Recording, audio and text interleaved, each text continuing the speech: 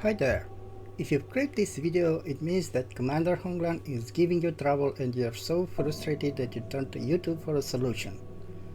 For transparency, I have spent around 1 hour fighting this boss, trying different things and experimenting with a couple of builds. One thing that was pretty clear from the first few fights is that I won't be making much progress unless I play very aggressive. I'm no Souls-like expert, but I typically like to run strength builds in this type of games, so this will be a non-magic, non-parry build that will not shy away from trading blows with the enemy. Here are some of the essentials that make this build decent enough to be able to take on even the nimblest bosses like Commander Honglan. Let's start with the skills you need and explain a bit what they do, so that you know how to use them. From the X line, get all the skills from the right side up to and including chop and weave.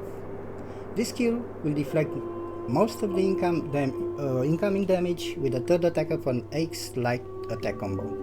From the left side of the X line, this one, you absolutely need Earth Shatter.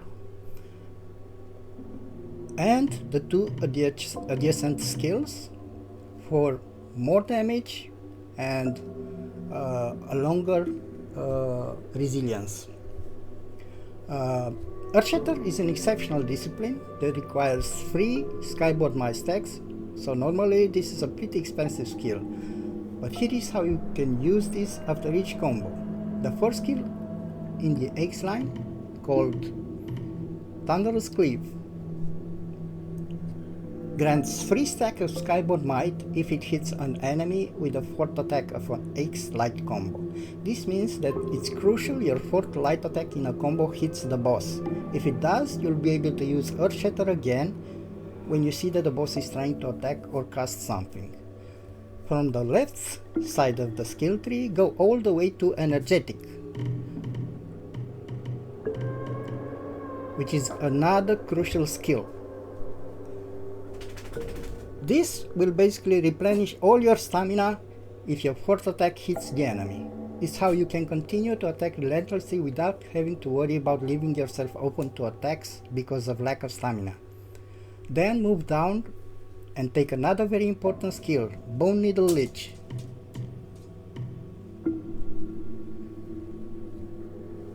This will replenish your health whenever your weapon connects to the enemy. It's how you survive without having to stop to sip from the mana base. You should then move even more to the left to get a temper skill,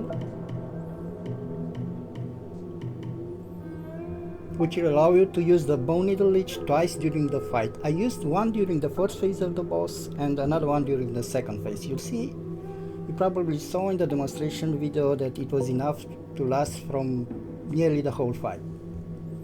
Of course, on the way to Bone Needle Leech, make sure to upgrade your mana base recovery and mana base charges. Phase 2 is where you'll probably use most of the sips.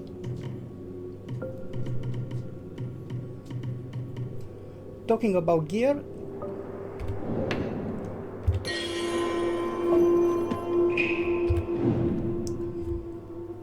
I use the standard halberd that you can find at the beginning of the game, which I managed to upgrade to level 3.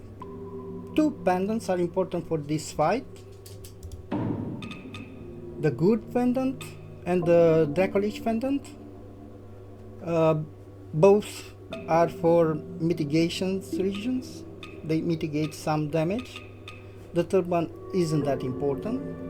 As for the armor, I treat the armor sets in this game as pure fashion, but for the best protection, you want to use the Ming armor set, which I think has the highest mitigation for slash damage.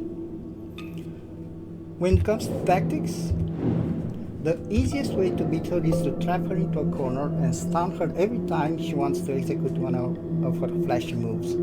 Pay attention to her HP and stop when she transitions to phase 2. Dodge some of her attacks if you don't have enough Skyboard Mice stacks for Earth Shatter. If you have enough stacks, simply wait for her to land near the edge of the arena, stun her, and use only your light attack combo. If your 4th attack lands, you replenish not just all your stamina, but also your skyboard might attacks. If it doesn't, simply back up a bit and dodge 2 free attacks to replenish your stacks. Of course, make sure that your leech temper is always up when you attack so that you can heal yourself. I'm pretty sure this is not the best build to tackle this boss, but I simply didn't want to cheese her or use a magic build, which would have made the fight a lot easier. I'm calling this the Unga Bunga messy build, which doesn't care about flashy moves or parries and goes for relentless assault instead. I hope this helps a bit those who aren't good at parry and dodging, but also those who simply want a little bit of Maya in their lives. Thanks for watching my first ever messy build. Take care.